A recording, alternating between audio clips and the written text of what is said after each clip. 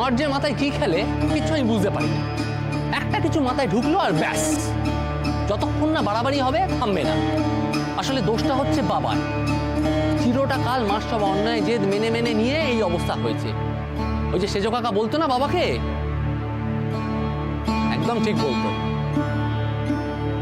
আর এখন আমাদের ভুগতে হচ্ছে। তুই ভাব, পারুকে নিয়ে নাকি আমার স্কুলে ভর্তি করতে যেতে হবে। আরে এই বয়সের মেয়ের মায়েরা মেয়েদের বিয়ের কথা বলে। তাও যদি মা আমায় বলতো যে পারুর জন্য বর খুঁজতে হবে, একটা মানে ছিল কথায়। মেয়ে ছেলেদের লেখাপড়া নিয়ে এত আধিক্ষেপের কি আছে বুঝি? আরে এ নিয়ে সংসারে কোন উপকারটা হবে শুনি? মাকে নাকি দিদিমাই স্কুলে ভর্তি করেছিল। সেটাই তো হলো অশান্তির মূল কারণ। সব সর্বনাশের স্রোতের উৎস তো সেটাই, যত সব দিগ্গজের পরিবার। দাদা, বাবা তোকে কি বলছিল রে? দূর, বাবার কথা ছাড়তো। চিরটা কাল তো মায়ের ভয়ে কেঁচোয় কাটিয়ে দিল। নিজে পারুকে নিয়ে যাবে না স্কুলে ভর্তি করতে, অথচ আমি বললে আমার ওপর তর পাবে। মায়ের সাথে কেন ওভাবে কথা বলছো? আরে ওভাবে কথা বলবো না তো কিভাবে বলবো? যত সব বেয়ারা শখ। দাদা, মা কিন্তু তোর উপর খুব রেগে আছে। তাতে আমার কিচ্ছু আসে যায় না। আমি কি কচি খোকা নাকি যে মায়ের চোখ রাঙানিকে ভয় পাবো? আমাকে বাবা পায়নি।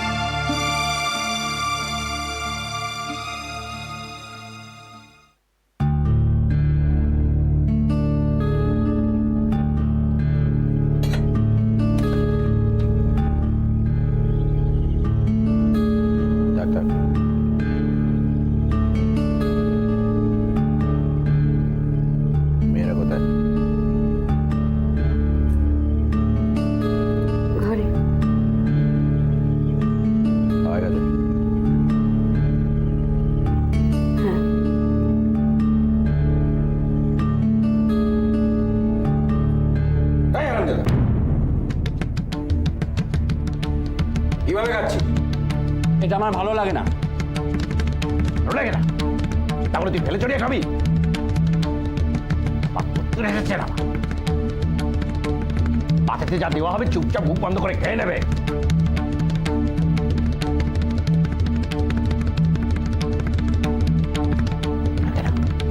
তাহলে নিজে রোজগার করে তখন ফেলে চড়িয়ে খাবে।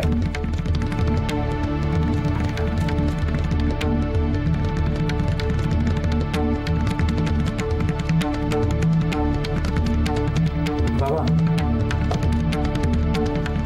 আমার কিছু টাকা লাগবে।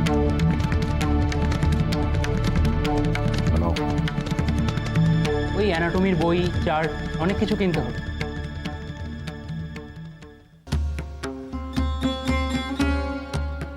কিনতে হবে? তা কিনে কি হবে?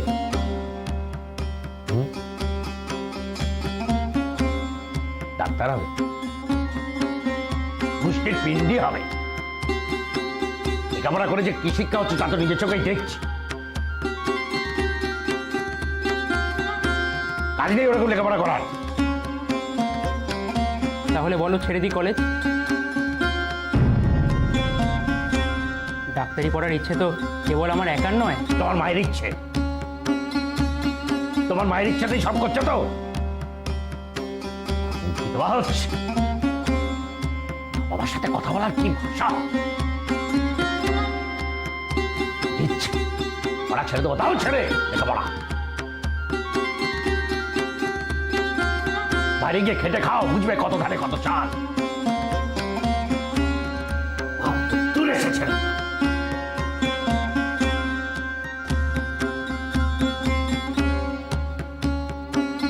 তাহলে তুমিও তাই বলছো তো মা? ছেড়ে দিই লেখাপড়া? তাই আগে কি জিজ্ঞেস করছিস? আগে কি জিজ্ঞাসা করছিস? মায়ের কথা শুনে তোরা চলিস? মাকে পান্নি করিস?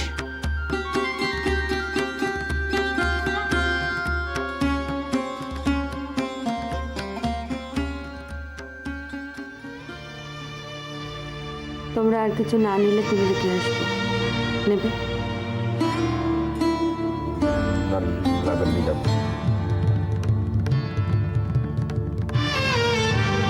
পাতের অন্য কখনো অশ্রদ্ধা করো না।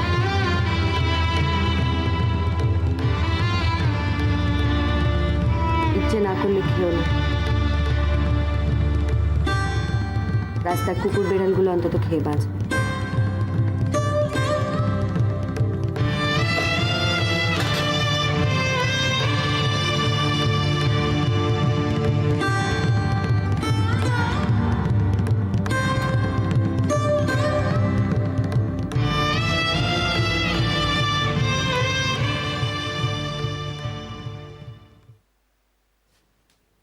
শালা তোমার মতো আশ্চর্য মেয়ে মানুষ আমি জীবনে দেখি। তোমার ছেলেদের বললাম তোমার কোনো কিছু বলার নেই, পুরো তাপ নেই।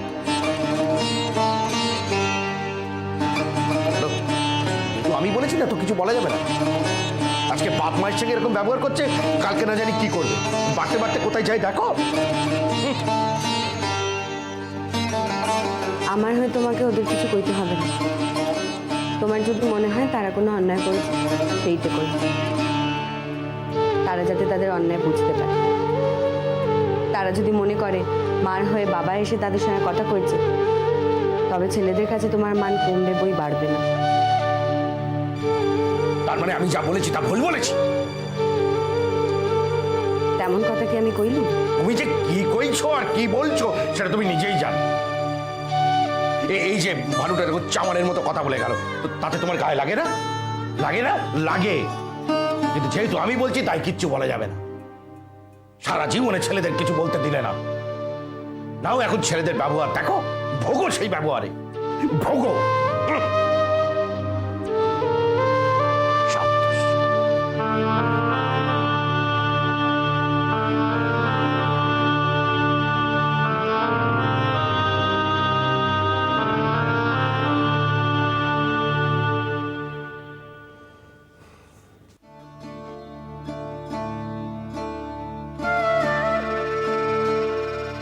মিষ্টি, এই মিষ্টি, কি ঘুমিয়ে পড়েছিস?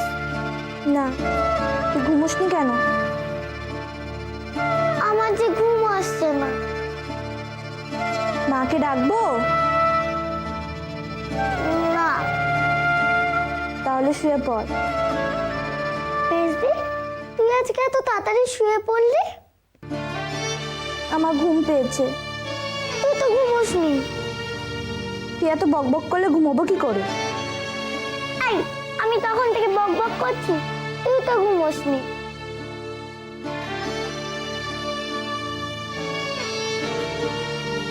মিষ্টি, আজকে তোর খুব মন খারাপ হয়েছে না? তোকে কে বলেছে আমি মন খারাপ করে আছি? আমি জানি।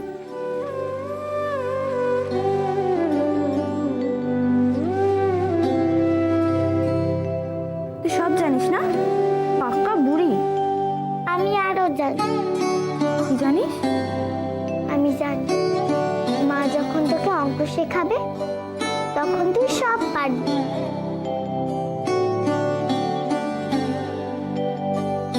মা সব থেকে ভালো অঙ্ক শেখাবে, দেখবি।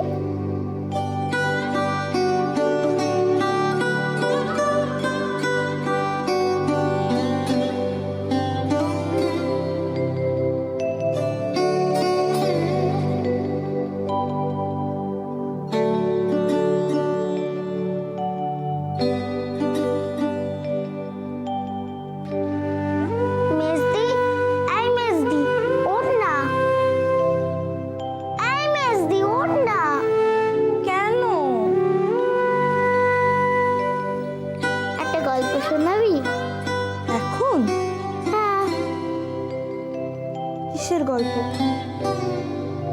তোর যেটা ভাল লাগে। তোর কার গল্প শুনতে ভালো লাগে? কার গল্প কে জানে? তুই বল না। মা যে গল্পটা সব থেকে ভালো বলে। কোন গল্পটা? মায়ের মার গল্প। দিদিমার গল্প? হ্যাঁ, আমারও।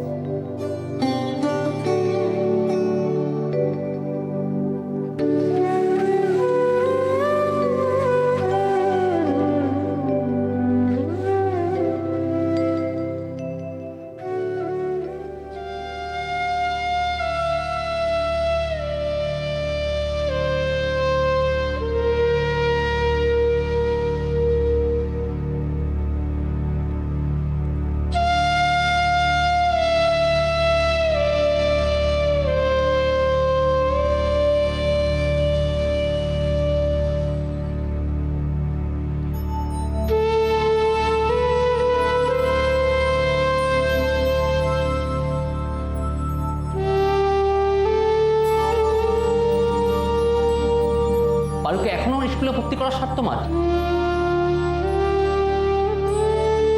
অত বড় ধিঙ্গি মেয়ে স্কুলে যাবে? এত বিশ্রী কাজ করা যে কি মুশকিল সে তো তুমি বুঝবে না। তুমি তো সে হুকুম দিয়েই খালাস। তাল গাছের মতো একটা মেয়েকে নিয়ে গিয়ে ভর্তি করতে হবে প্রাইমারি স্কুলে, মাথা কাটা যাবে না?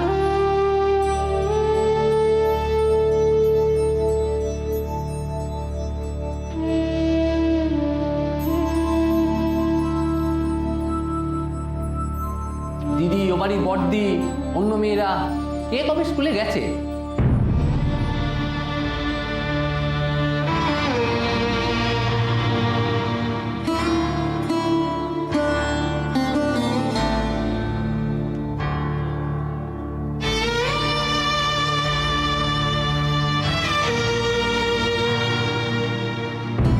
তুমি বর্দা ছোটদাকে একটু বলবে আমাকে একটু অঙ্কটা দেখিয়ে দিতে? ওটা সবটা না আমি নিজে নিজে বুঝতে পারি না। বর্দা যদি স্কুলে নিয়ে যায়, অঙ্ক না পারলে যদি ভর্তি না নেয়।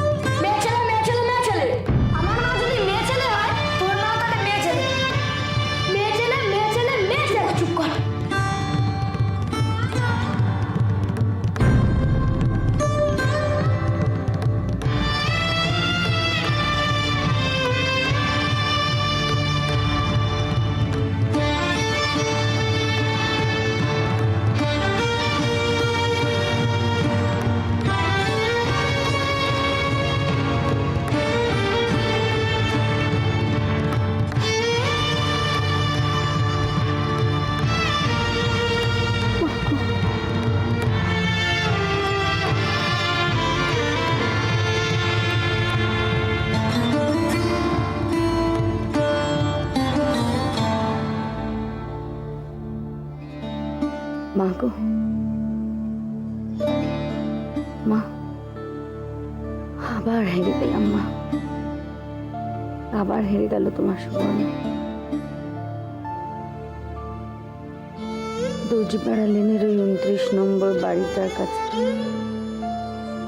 বড় স্বাদ ছিল আমার ছেলেরা ওই বাড়ির অকাল বৃদ্ধ কর্তাদের ভাষা থেকে অন্য কোনো ভাষায় কথা কইবে।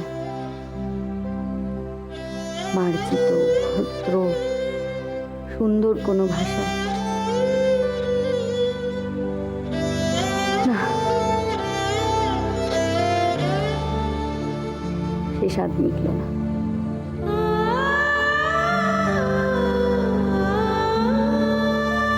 এতদিন যা একটু একটু করে জানছিল আর নিজের কাছে নিজে অস্বীকার করছিল, আজ আর তার উপায় নেই।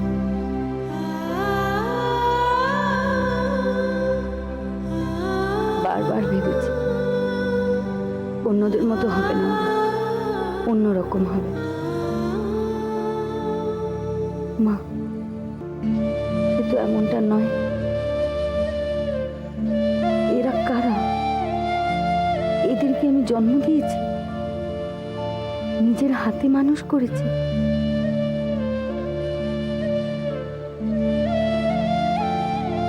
একদিন এরাই আমার দেহদুরকে আশ্রয় করেছিল, যেন সেই কথাটুকু অস্বীকার করার উপায় নেই বলে অবজ্ঞা দিয়ে ঢাকা দেয় সব ঋণ।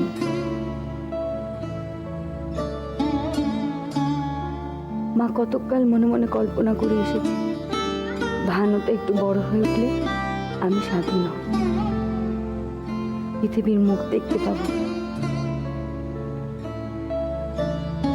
আর সেই দেখার পরিধি বাড়তে বাড়তে একদিন ট্রেনে চেপে বসবো, বহুদিনের হারিয়ে যাওয়া একটা মুখ দেখতে। কেউ কিচ্ছু কইতে সাহস পাবে না আমাকে। আমি বড় গলায় কইব, আমার ছেলের সঙ্গে যাচ্ছি আমি। বলুক দেখি কেউ কিছু, উপযুক্ত ছেলের মা আমি। তোমাদের বাড়ির কচি খুকি বউ নেই। আমার ছেলে কইবে আমি বড় হয়েছি, আর আমার মাকে অমন চাঁতার তলায় রাখতে পারবে না তুমি।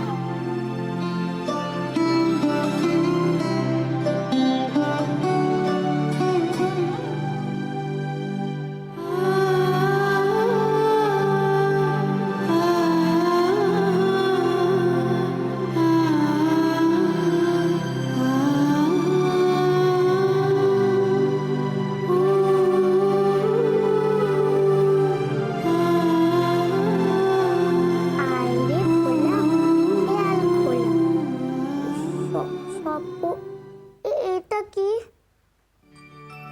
স্বপন দোলা। স্বপন দোলা নাচি আইরে পাগল আবল তাবল মত্ত মাদল বাজিয়ে আয় যেখানে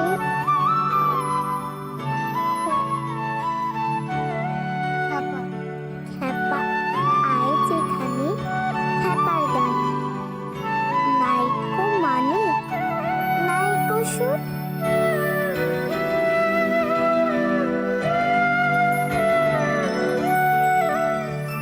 আয়রে যেথায় উধাও হাওয়ায় মন ভেসে যায় কোন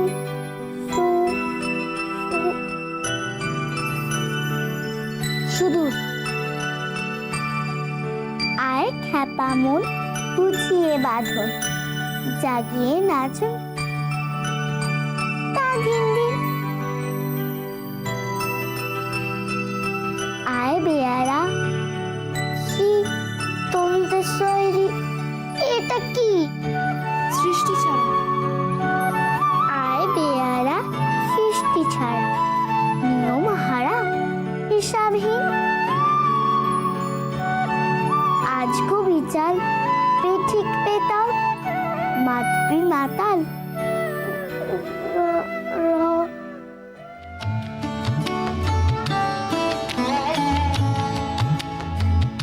রঙ্গিতে রঙ্গিতে আইরে তবে ভুলের ভবে অসম্ভবে ছন্দেতে তুই এত যুক্তাক্ষর শিখে গেছিস? হ্যাঁ তো মেজি, এবার তুই একটা শোনা তো।